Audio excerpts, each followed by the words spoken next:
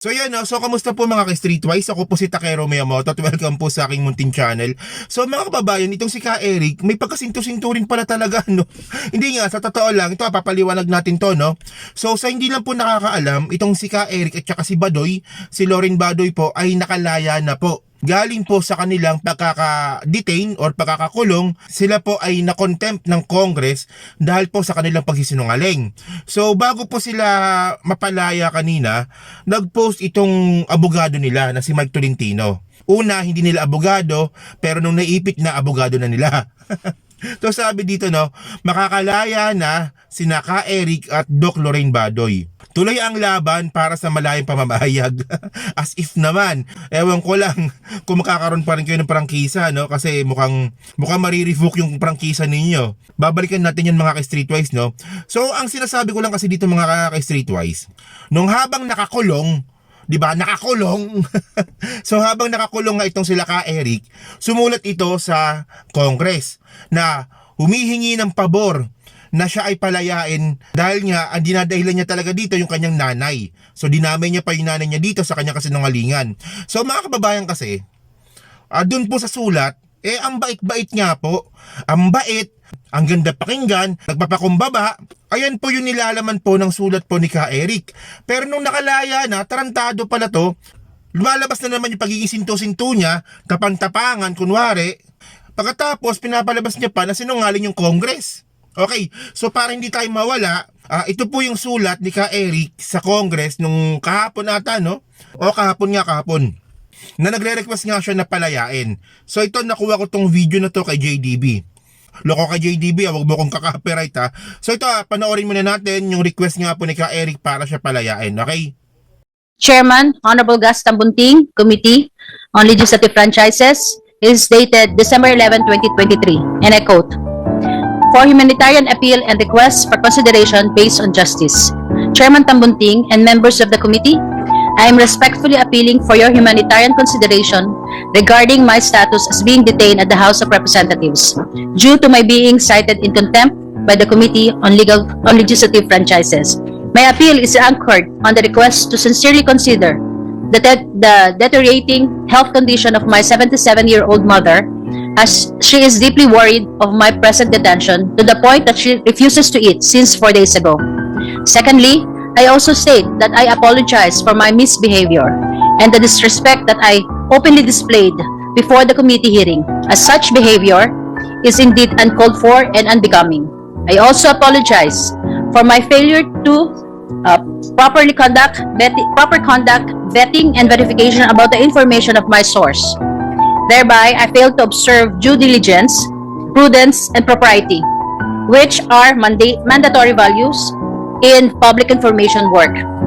I commit before the committee that I shall make amends of these lapses in my editorial judgment so as to avoid similar weaknesses or even errors in relaying information to the public.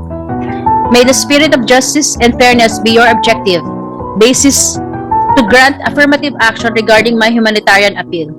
And he ended, "Happy holidays to all. Sincerely, Jeffrey Ka Eric Celis." And it is signed by the sender, Your Honors. Loko-loko rin to sa JDB, no? Nilagyan niya pa ng melodramatic background music. So ito nga mga kababayan, no? Re-reviewin lang natin. So bale, nagre-request dito si Ka Eric na palayain because of some of the reasons.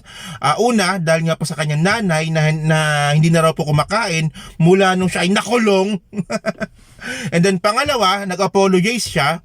Sobrang inappropriate na sumigaw-sigaw siya doon sa Congress na tinawag niyang kangaroo court daw po yung Congress. And then pangatlo, inaamin niya yung pagkakamali niya sa paglalabas nga po ng information regarding nga po doon sa 1.8 billion. So yun, mabait, di ba? Ang bait ng ang bait, walang yan na yan. And then mga kababayan, bukod dyan, ito alam niyo na to, nung nire-review lang natin, bago rin sila palayain, binigay na rin pala. Sabi nga po ni Congressman Tambunting, no, nag-usap pala itong si Congressman Tambunting at saka si Ka Eric, and then binigay nga po ni Ka Eric yung pangalan kung sino nga yung sinasabi niyang source. And then eventually mga kababayan, tinatanggi na ito ni Ka Eric. So lumalabas, sinungaling pala si Congressman Tambunting. Sinungaling ka pala eh. Hindi nga, di ba? So ito mga kababayan, no, para mas malinaw, ito po yung mismong video na sinabi mismo ni Congressman Tambunting na binanggit talaga ni Ka Eric sa kanya at with the name drop kung sino talaga yung nagbigay ng maling information regarding nga po dito sa 1.8 billion. Kasi dyan naman nagsimula lahat yan sa 1.8 billion na kasinungalingan regarding po dyan sa travel expenses nga po ni Martin Romualdez lang daw. Okay, so panoorin natin to ha. What did you talk about? Well, I asked them if they're willing to divulge the person and to me, no, because they refused to say it in the executive session. And yes, a name was given. So there is a source. Yes, there is a source. Okay, and I will have to discuss this, of course, with the committee and the Speaker and the Senate President. Did you confirm na Senate staff niya po? You have to validate all of that. Okay? I have to validate. One source. It's just one source. Yes. Male or female? Galing mo ah. Mail. Male. Yes. Yung staff po ng senador? No. Okay, thank you. Okay, so yun mga ka-streetwise, no? So, sinabi ni Congressman Tambunting dito na nag-name drop talaga si Ka Eric. Kinuchu niya yung source niya. And then, ito yung pinakahuling video na panonoorin natin na dito naman, tinatanggi naman ito ni Ka Eric. So dito, makikita natin dito yung pagkasinto-sinto talaga ni Ka Eric kasi nga po, dun po sa sulat, kasi ako naniniwala ako na sulat talaga ni Ka Eric yung binasa dun po sa Congress. So dun po sa sulat, ang bait-bait, pero nung nakalaya na, tarantado pa rin. So mga kababayan, di ba alam naman po natin na itong si Ka Eric ay parte po siya ng NPA dati. Admitted naman yan Pero syempre, at alam naman po natin na siya po ay nagbalik loob na. Pero ang tanong kasi dito, ang question kasi dito, yung rehabilitation ni Ka Eric. Mukhang andun pa rin talaga yung ugali niya ng pagiging alam nyo na. Kasi sinungaling So ngayon, panoorin natin to, mga 2 minutes video lang to, no? Sige, okay. Tiba ng Kongreso ay hindi dahil ako'y nagtanong ng maling datos, sapagkat ang pagtatanong mali man o tamang datos sa public expenditure sa karapatan ng mamamahayag at mamamayan. May source man wala. That is very basic. At ang katungkulan na nasa pamahalaan at mga may kapangyarihan ay dapat maging transparent at accountable. Hindi para maging persecutor ng mamamayan. Pangalawa, I said sorry and I apologize for my disrespectful behavior sa pagsigaw ko ng kangaroo court sa kanila sapagkat yun ay burst of emotion sa panahon na nagpapaliwanag kami, binubusalan kami. Sa panahon na pinapaliwanag namin ang batas ng konstitusyon ay mas mataas kaysa Kongreso at sino mang nasa pamahalaan, hindi kami pinapakinggan.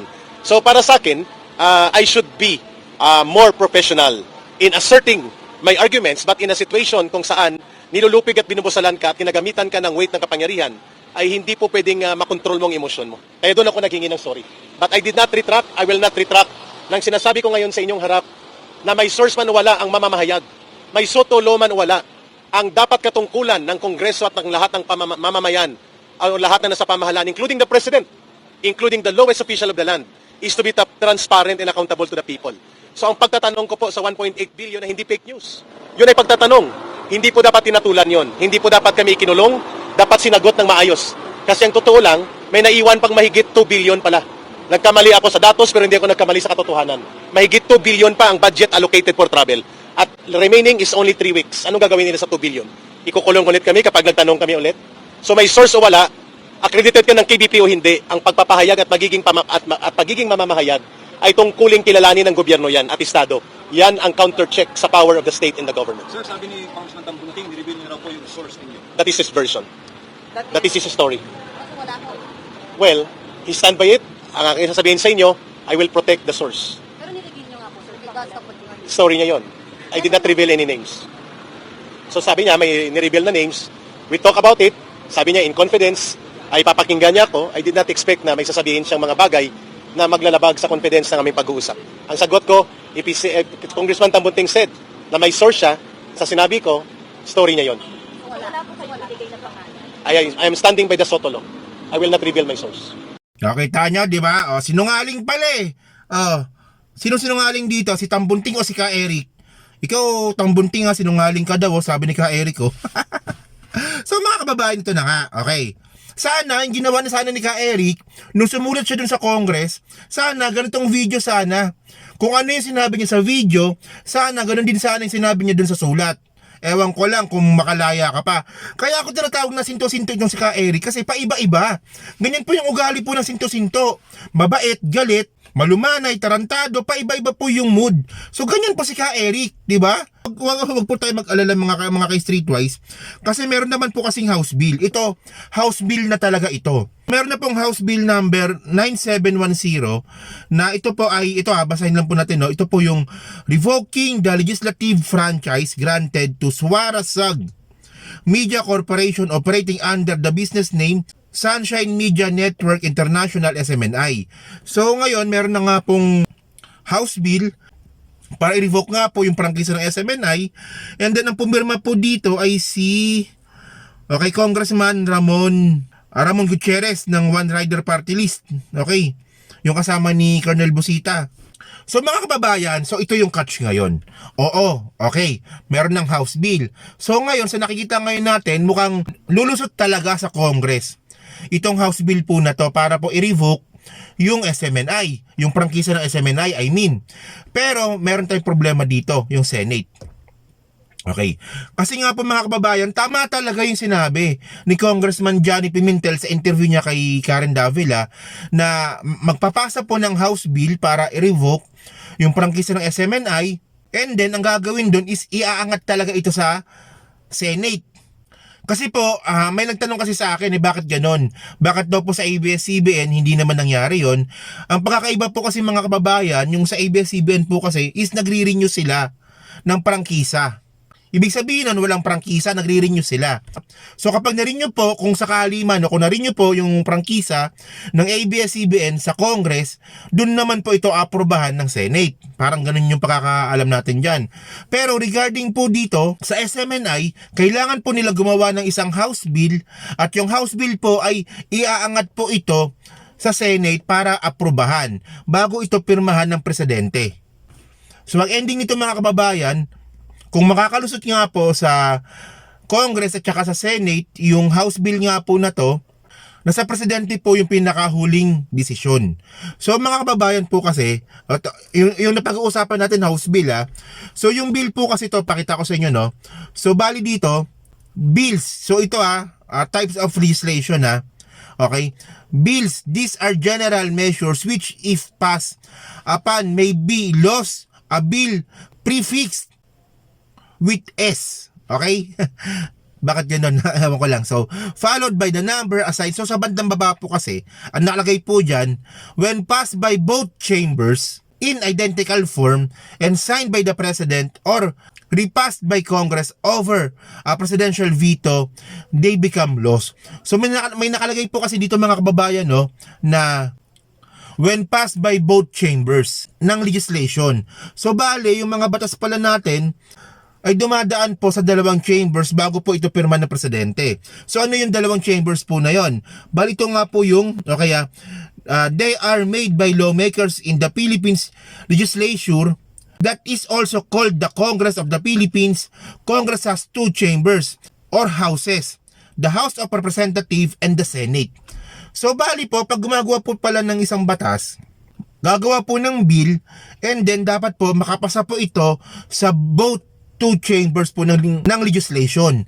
Bali po, ito po yung Congress at saka Senate. So malinaw na doon mga kababayan. So ito mga streetwise, siguro mapapansin naman po natin na mukhang sa Congress po ay lulusot po talaga itong House Bill po na to.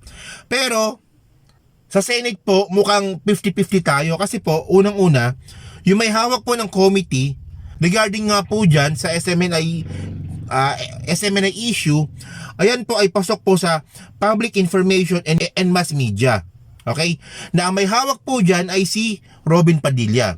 And then, nung tininan ko nga po dito kung sino yung mga member nga po ng committee na to sa Senate, so ito, pakita ko na lang sa inyo, no? So, yung chairperson si Robin Padilla, vice chairperson si Bong Revilla. Na alam naman din po natin na DDS. Duterte yan si Bong Revilla, Duterte yan And then si Amy Marcos, Maka Duterte din. Lito Lapid, na ewan ko lang. Francis Tolentino, Maka Duterte. Rapi Tulfo, dito medyo may tayo dito. Medyo may pag-asa tayo ng konti dito kahit medyo sinto-sinturin to. Pero medyo may pag-asa tayo dito kay Rapi Tulfo na mukhang hindi siya papabor sa SMNI. Ewan lang natin pero sa tingin ko parang ganun nga. Ewan ko lang po sa inyo. So comment nyo na lang kung agree kayo, no? And then Win Gatchalian, DDS, okay? JB Ejercito, Jingo Estrada, yan medyo tingnan natin, no? Medyo abangan natin. And then yung dalawang bilyar, yung mag-ina. And then yung pinaka-minority, si Rizon Taveros. Na itong si Rizon Taveros, alam naman po natin na medyo battered din po yan sa SMNI. So, ganyan po mangyayari mga kababayan. So, kayo mga ka-streetwise, no, sa tingin nyo ba, sinto-sinto ba si Ka Eric? And then, pangalawang question ko rin po mga ka-streetwise, kung makakapasa itong House Bill na to sa Congress at ito po ay umangat po sa Senate, sa tingin nyo ba makakalusot ito sa Senate na especially ito yung members nga po ng committee po na yan? Tingnan po natin, no? So, paki-comment na po sa baba at binabasa ko pong lahat yan. So, muli po, maraming salamat po sa inyong lahat. Ako po si Takero Miyamoto. Bye-bye.